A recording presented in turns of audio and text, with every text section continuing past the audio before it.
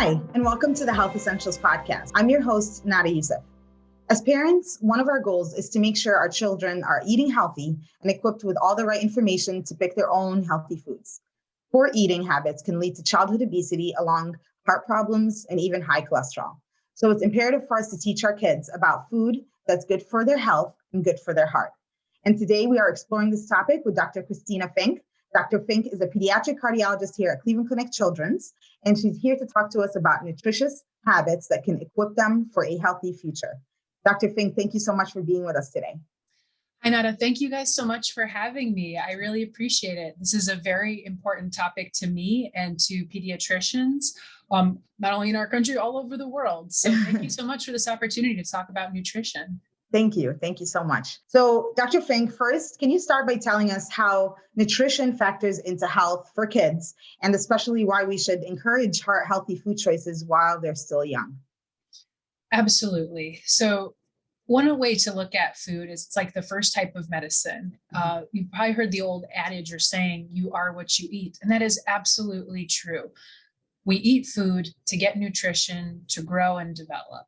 If you're eating the incorrect types of food, your body can have, it can get out of order, disordered, if you will. And with that disorder, we can see progression or development of health conditions, as you mentioned, such as high cholesterol. We'll talk more later about how eating incorrectly and being overweight or because of inadequate or improper types of nutrition can lead to high blood pressure, insulin resistance, or prediabetes. So what you eat is foundational as far as being healthy and eating the right types of food in the right proportions. Great. Now, can we maybe get into the 5 major food groups and why they're very important? Yeah. So the 5 major food groups, they're broken down, and the different groups offer different types of nutrients. So dairy is one of the main 5. That's where you'll often get your calcium. That includes milk, cheese, products, protein. Food group includes things like meat, eggs, nuts, beans. That's where you're going to get your protein, essentially, which is one of the building molecules that your body uses to grow and develop. Next would be your vegetables. Everybody's familiar with vegetables. You'll get many minerals and nutrients from vegetables. Fruit, also you get nutrients, minerals, vitamins from fruit as well. And then your grains, which would be like your carbohydrates, your starches. And you need some of all of these for proper growth and development. You need them in the proper proportions. I think some of the issues that we've had in the past, and we've even revamped how we recommend how we eat. If you recall, we used to have the food pyramid. It had a lot higher number of grains, which was at the bottom. Still had 2 to 3 servings of vegetables, 2 to 4 servings of fruit. And then as you kept going up, a few servings of dairy, a few servings of protein. Well, we've totally changed our approach now. Instead of the food pyramid, now you have the my plate, the dinner plate, in which on half of that, you should be having your fruit and vegetables. So we've tried to increase the amount of fruit and vegetables and decrease the amount of grains. We found as Americans, we're getting far too many carbohydrates. And as we said, as I said earlier, balance is the key to get the appropriate nutrition, the appropriate amounts. So you're going to decrease the amount of starches and the grains, and then we'll still have a similar amount of protein. You still need a certain amount, and Americans are pretty good at getting the right amount of protein in their daily diet. And then, of course, next to the dinner plate, if you've seen that, is a cup, which could be water or dairy. So speaking of dairy intake, is there a downside to drinking too much milk for kids to drink it every single day? Well, one of the main reasons that we have the dairy, why it's included in our food group, is for the calcium intake. So you're absolutely correct.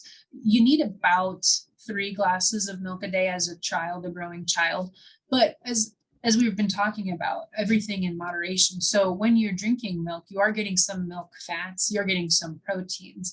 But if the child's already received the amount of nutrition as far as the calcium from the dairy that they've gotten for the day, to drink extra milk is just extra calories. It is just extra fat, extra protein, some protein, which is not necessarily bad from a protein perspective, but from a fat perspective. So that's when we talk about drinking enough water. So for like teenagers and adults, it's recommended actually drinking up to 8 glasses of water per day. And we didn't really mention this earlier, but if you're not getting enough hydration, sometimes people think they're hungry and they're actually thirsty. So when kiddos get home from school, instead of like grabbing a snack right away, have them actually drink some water, especially if schools are not allowing them to have water at school. If they can only just get to the fountain, if they can't have a water bottle, they may actually be thirsty. So it's another thing to just be aware of and cognizant of. But back to the dairy, as you mentioned. So it really should be limited to about 3 glasses a day. And if children really are thirsty beyond that, I would just encourage them to do water. And as kids are getting older from like the early toddler years, you want to really switch from whole milk to more low fat milk or even skim milk, just because they don't need the extra fat from it. But as far as the calcium and the vitamins needed, you do have to have adequate vitamin D.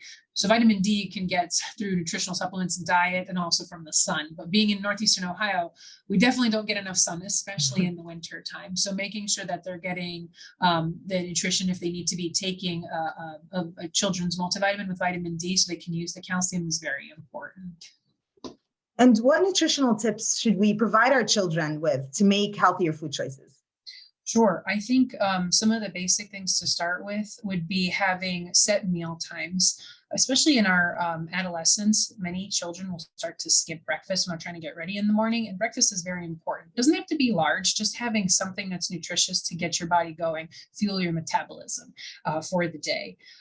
Eating as a family is always a good thing for social, emotional, and developmental purposes as far as your child and how they're growing and developing. But when you have meals together, it's an opportunity to teach about proportions and showing your children, about half of your plate should be fruits and vegetables, and you can monitor then what they're taking.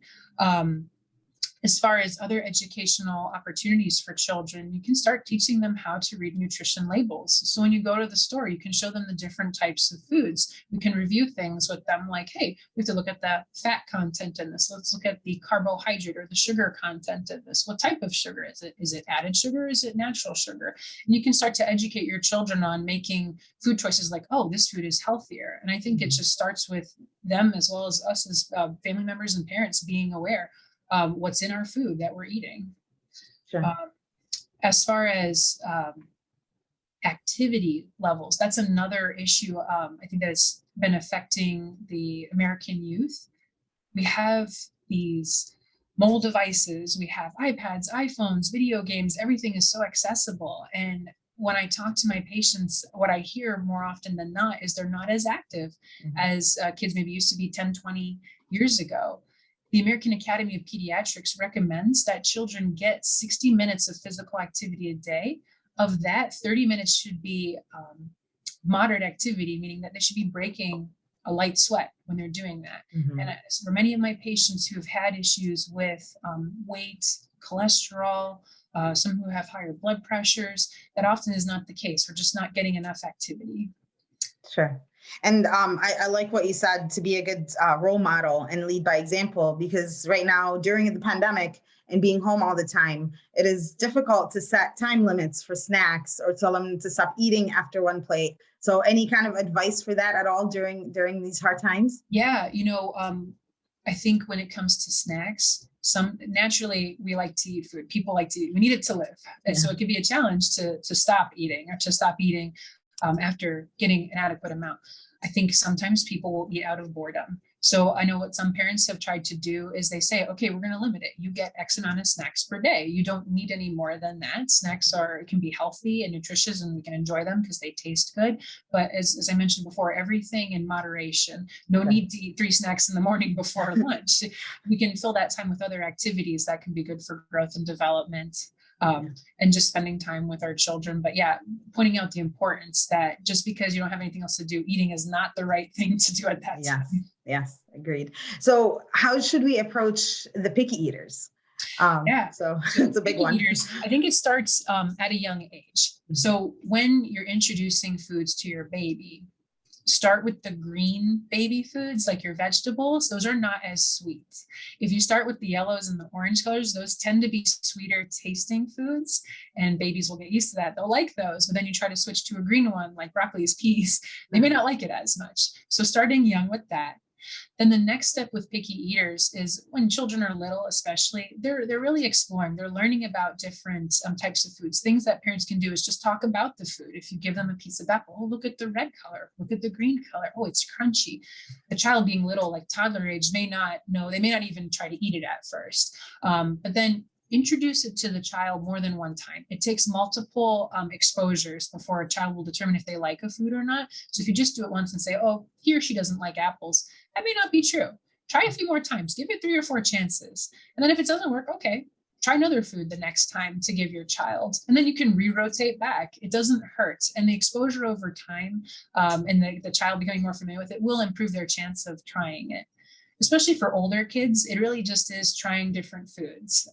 Some of my colleagues, especially when I was in training, general pediatrics, recommended, they said, your child should try at least 3 bites of a food. This is an older child now, like kindergarten or up to middle school age. Try 3 bites, just give it a chance before you can say you truly don't like it, and give it a couple tries. Sometimes it's just trial and error of finding what your palate really likes. And you can do that with a lot of foods that are healthy, that'll help you get the nutrition that you need. I like that. So stay persistent and give them options. Yes. Okay. Options. Yeah. So when they get a little bit older, kids will only eat nuggets, mac and cheese, and ketchup. How can we help them expand their palate? And when is becoming picky, can become an issue? Yeah. So I think the time I would be most concerned is if a child is underweight, if they're not getting enough nutrition. Continue to do what we've kind of talked about as far as introducing different foods, trying to see what the child likes, see if you can find something that's healthy. That's the key. Of course, macaroni and cheese tastes great. It's not the healthiest for us. Same with dino nuggets. Starting with fruits, though. Sometimes other vegetables may maybe a little bit sweeter. Some like carrots are a little bit sweeter. You can start with that. But the idea is you also want to introduce them to the not as sweet ones, like we talked about in the baby food case, just to kind of get the child exposed and see if maybe they'll like it. Because you want to give them a variety of foods. When we talk about on the dinner plate, you want a variety of colors, orange, reds, yellows, greens. You want to hit all of those. And again, the persistence. There was a family member who I was speaking with recently, and her son, when they were trying to eat healthier, he gagged. He would not eat beets. He said, "Oh, this is disgusting, Mom." And she told me now that she grills them and she adds other different types of vegetables into their food, and he loves them. He absolutely loves them. And he was in middle school. So it is just persistence, and maybe even trying a vegetable or fruit or a certain type of food in a different way, preparing it in a different way, maybe a different texture, and the child may like that better. I like that. And I've also heard to make sure that your kids always eat what they're smelling, like what you're cooking, and don't make them anything separate on the side, that they should eat out of the dinner table. Is that true? Yeah, they should eat with the family. Yes, unless there's a true dietary restriction. Sure. They should eat what the family's eating. Otherwise, it teaches them that if I'm persistent and I hold out, I can get what I want. And that's not exactly the best thing for their health. That's what kids seem to do all the time anyways. Definitely. So I want to talk about fat. Fat is a little controversial when it comes to adults, but what about fat? Is it good or bad for children? So you need a certain amount of fat for development. In your cells, your brain, certain organs, you'll need a certain amount of fat. The issue becomes when it becomes excessive. Typically in America, we don't get too little fat. It's usually opposite. We have too much. There are recommended amounts based on age. It does decrease as you get older. You're not growing as fast. And the other issue that we face as Americans is the type of fat. So for patients who I see in my lipid clinic, so patients who have abnormal cholesterol, one of the recommendations we would make to them, and I would make this to all my patients, is check, is there trans fat? There shouldn't be. Trans fat is not good. Is there saturated fat? You should limit saturated fat to less than 10 grams a day. Preferably, and that's for a child, correct? Yes, 10 grams? Actually, 10 grams or less. Saturated fat is not good. What you want to do is instead try to substitute mono or polyunsaturated fats for your saturated fats as you are able to, meaning using oils. Typically, again, this is not a be all and end all, but typically oils are healthier than fats that are solid at room temperature for you. Again, generality.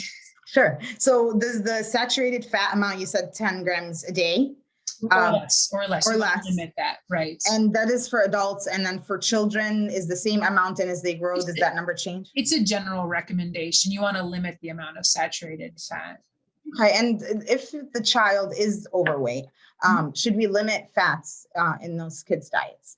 Yeah, so I actually talked with one of our dietitians who works with me at the cholesterol clinic, and the basic thing is that you try to pick the healthy foods to make sure you're getting the nutrition that you need, and in that amount, you try to use leaner meats. You try to use pick the healthier fats, again, substituting the mono and polyunsaturated fats for the saturated fats, limiting the saturated fats. For example, if you're having chicken, make the chicken, don't fry it, prepare it without the skin on it. That's an extra source of fat that's not needed. And again, as we've talked about, if you condition your children to healthy eating, they'll become used to that. And sometimes if something's very fatty, they may actually be like, oh, this has fat on it. You teach them what to look for, like what's healthy. So as they get older and they become, young adults themselves, when they're on their own, they know, okay, this is the healthier way to eat this type of food and prepare that.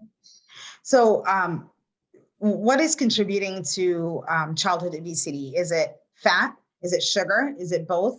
Can we talk a little bit about fat versus sugar? Yeah, actually, it even goes just beyond nutrition. It could be a combination of those and many other things, or at least several other. So we'll start with fats and sugars. So obviously, if you're getting too much fat, that's a problem. It's not good for your diet.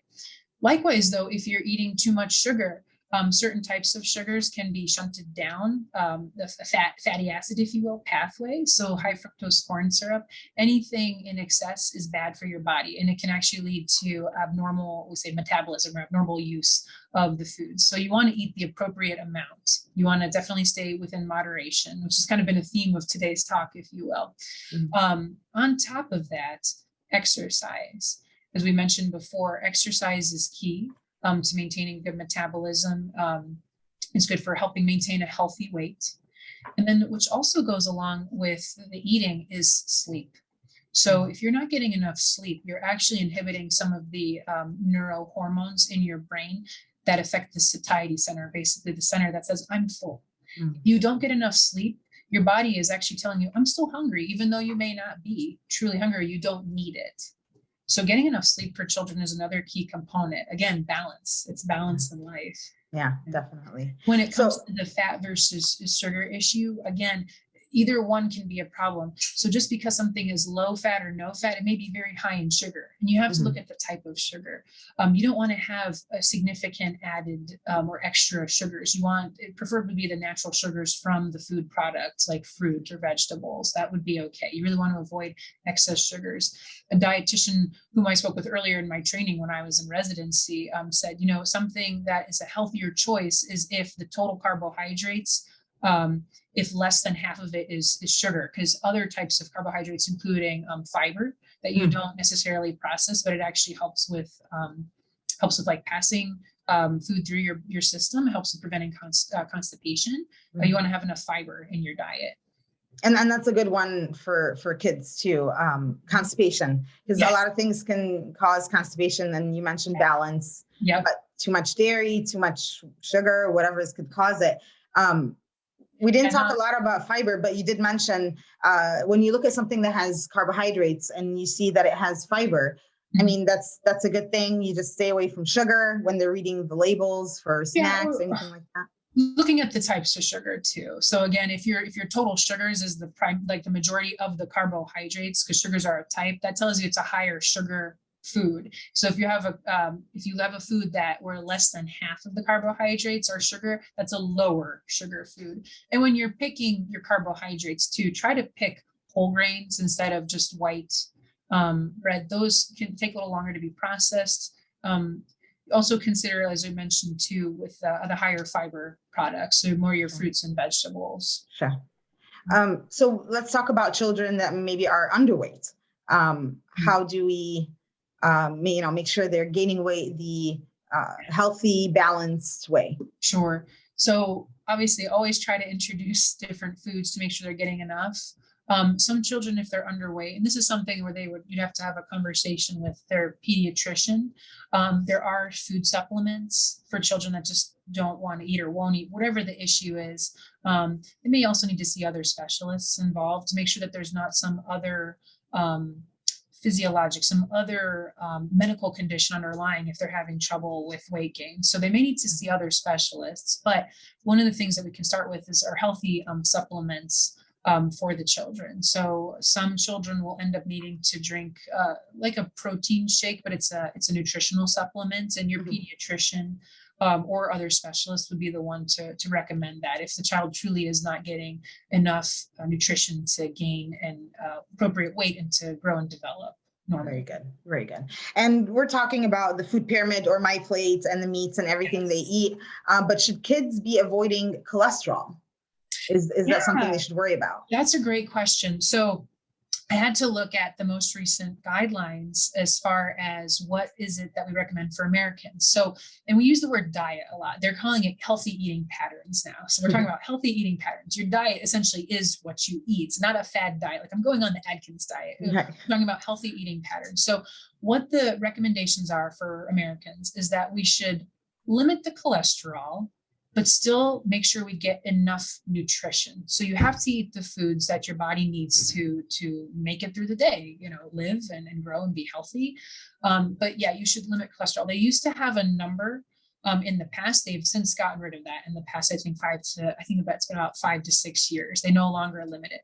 Now, if you're a patient, a child who has high cholesterol, again, my colleagues here don't necessarily give them a number. They say try to eat nutritional foods in the appropriate quantities.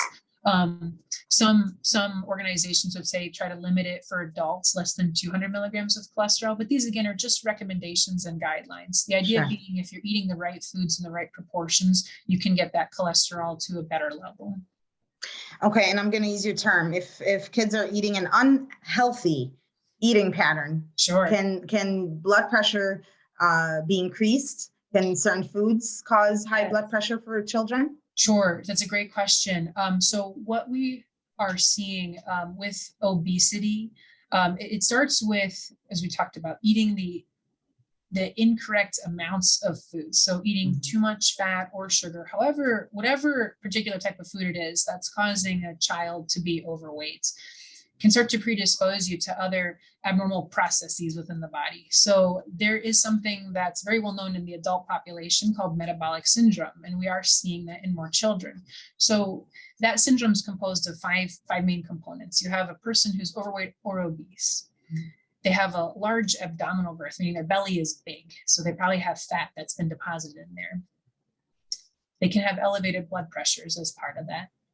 They can have insulin resistance, which I mentioned before. So that's like pre-diabetes. Their body is not responding to the insulin that their pancreas is making, which is what helps you take the sugar into your cells to be used. So the pancreas is making it, but the body's not responding. So their sugar in their blood level is higher than it should be. So they're not responding to what their body's naturally making. Then they can have abnormal cholesterol levels. So if you have 3 of any of these 5 components, you're considered as having metabolic syndrome. So in the past, I would say 7 to 10 years or so, the number of children who have become overweight or obese has gone up.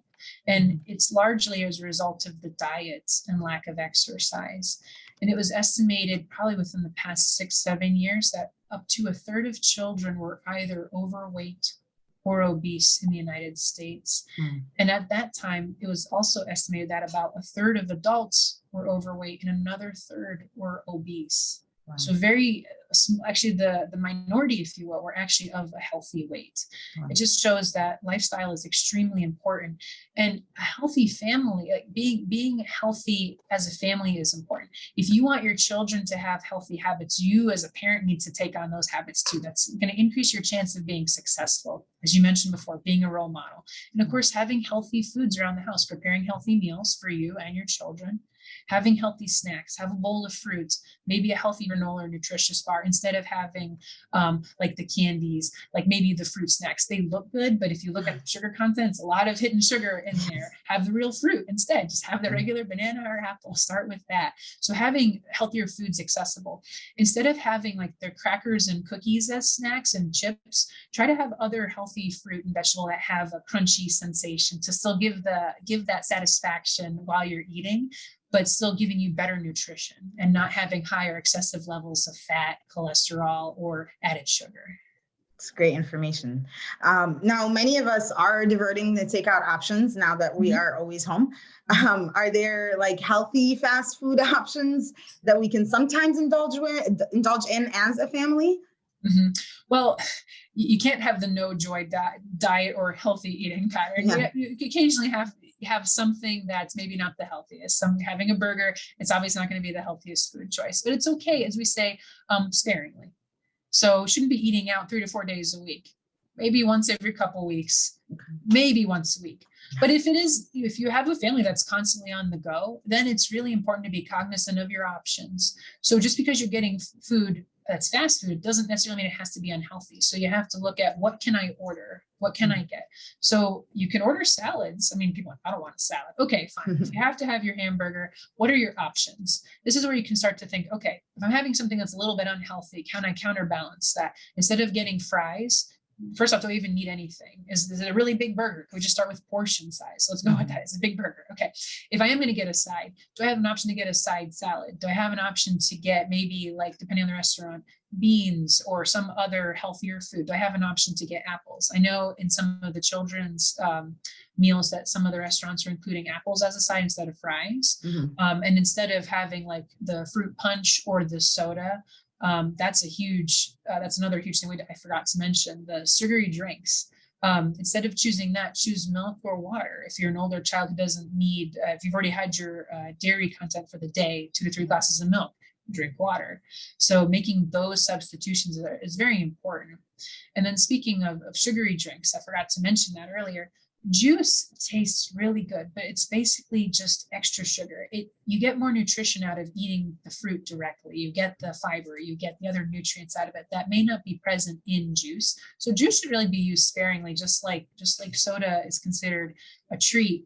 Juice should also be a treat too. Really, for kids, it should be mostly milk and water. For people who are more athletic and in sports, you really don't need Gatorade unless if you're truly just sweating profusely. But really stick with water. That is the main thing, and that's the best thing for you.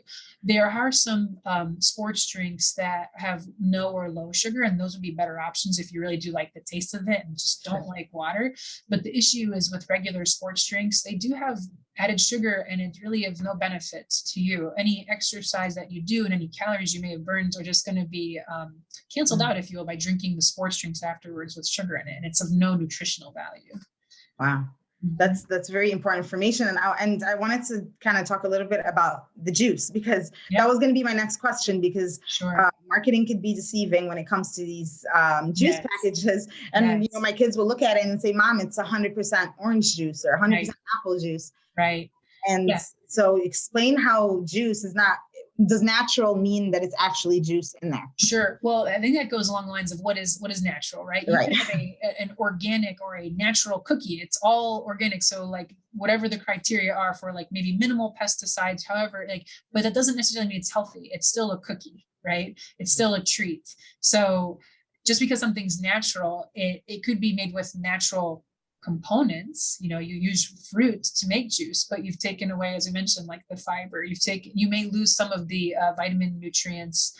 You may lose some of the minerals if you have like a vegetable juice. It's better to just eat the actual food itself. And then as the other issue being that you're just left with a bunch of sugar, and some of it is not all natural, some of it is added. So that's where looking at the labels is important, but really it's more of a treat. It should be used more of a treat. And Dr. Fink, can you talk about parents that maybe, bribe their kids to finish their food when they're not hungry? You have to finish your plate before you leave the dinner table. Is that kind of behavior toxic for the kids to make them eat when they're not hungry? That's a great question. And I remember growing up, sometimes they're like, oh, if you eat a few more bites, you can have dessert. Yeah, that's not a good approach. It can actually be a little bit counterproductive because you're teaching your child, if you just eat a little bit more, then you can have a little bit more. Dessert really shouldn't be a reward for eating all your food. It should be something that could just be planned. 1 or 2 desserts a week. Okay, on this night, we'll have dessert. Children are, especially toddlers, are very good at self-regulating. They'll eat food until they're not hungry. And so I don't want to say force people, but to encourage them to eat more than they're hungry for can actually introduce this pattern behavior of overeating. Even though it's not the intent of the parent and it was well-meaning to make sure they get enough nutrition, young kids are very good at self-regulating. And again, using the dessert as a reward will end up being counterproductive in that way. It's very good information. I wanted to kind of touch on what you mentioned earlier about, kids when they're eating the apple, telling them to look at the red and the green and, the crunch, feel it and all that. It kind of reminded me of mindful eating, and it seems to be kind of trendy topic right now. Can you talk a little bit about how we can use mindful eating to have our kids enjoy their food, not overeat? Sure. So you ever hear this thing, your eyes are bigger than your stomach? Kids put a bunch of food on a plate and they just start eating it. When you eat fast, you don't realize that you become full, and you very easily could overeat, not notice it after, oh, I ate so much tonight. If you've heard some children saying things like that at a party, I ate too much pizza. Eating slower, as you mentioned, being mindful, really just enjoying the process, enjoying the experience of eating. We eat because we need the nutrition, but food can taste really good. And I think just going slow and saying, hey, make sure you chew 20-30 chews per bite. Really taste what you're eating. Enjoy the combination. If it's a meat with a cheese or whatever it is, really just kind of experience and enjoy that flavor and the texture. And if you eat slower, you'll realize that you will realize and recognize when you become full, so that it can help prevent overeating. I know I personally am guilty. If I'm running in between patients trying to grab a couple bites between lunch, I've often eaten more and I feel more full afterwards. When I eat slower, I notice I don't have this issue so much. I'm sure it's pretty similar for other adults and then also for kids. And Dr. Fink, how do we talk to our children about making better healthy choices or healthy patterns, especially if a child is obese, without making them feel insecure, without causing any kind of food disorder? How do we make it more of a natural conversation? Yeah, that's a great question. I think it's a really important one, especially with a lot of the issues our teenagers are having with body image. When we talk about what we call like a healthy weight, I think the way to best approach it with children is saying that we need to make some changes in how we eat and how we exercise to improve our health. So when patients are overweight or obese, it means that the amount of weight basically for their body size is more than it would be considered healthy. So as I've told parents in the past, it's not focusing on just the weight, the number, it's focusing on other elements that we can use to help get the child back to a healthier weight per their body size. So that focuses on eating healthier, exercising more, making sure that the children get enough sleep, and saying that this is our lifestyle. We're making changes to our lifestyle. And then, as we've talked about too, having the family being on board with it, parents eating healthier, being active with their children. One of the things that pediatricians are aware of and may even talk to families about when talking with the parents is that if a child's overweight or obese, we don't want them to gain any weight at that point. Just keep it the same. And then as the child becomes active, is eating healthier, hopefully they'll, quote, if you will, grow into the weight that they are and hopefully get to that healthier point. Depending on the situation, if a child is very obese, we do have a specialized multidisciplinary clinic at Cleveland Clinic Children's called the Be Well Clinic. As part of that, we offer multiple specialists to help with these lifestyle changes. So that includes a general provider who will evaluate the patient, the child, see if they have any other medical conditions that can be associated with obesity, such as having sleep apnea, having elevated cholesterol levels, if they have high blood pressure, and if they have insulin insensitivity or prediabetes. Along with that, at the Be Well Clinic, they'll see a dietitian to help educate patients and parents on the healthy food choices to make those better lifestyle changes. They'll see a physical therapist to assess the patient's strength, ability, talk to them about exercises they can do to be healthier. They'll also see a behavioral specialist. Bad eating habits, poor eating habits, or maladaptive, meaning some of the restrictive eating or binge eating. We have a specialist who can help with managing those kinds of behaviors and patterns. So the Be Well Clinic is a very nice, inclusive clinic, and essentially is a preventative clinic. Once you identify if a child is overweight or obese, we want to prevent that potential for that metabolic syndrome, if you will. So making those lifestyle changes and getting the support that you need is the first place to be. So first place to start. So Be Well Clinic is a great option, I think, for patients and families who are ready and want to make those lifestyle changes to get to a healthier point in their life. Excellent. Thank you again for your time, Dr. Fink. It's very, very informative information. Oh, you're welcome. Thank you again for having me. Thank you. And if you'd like to speak to a healthcare professional with expert knowledge in childhood obesity, the Be Well Kids Clinic that Dr. Fink mentioned works with children ages 2 to 18 and their families to develop strategies and create plans for a healthy lifestyle change. So if you'd like to make an appointment with the Be Well Kids Clinic, please call 216-444-5437, or you can visit our website at clevelandclinicchildrens.org.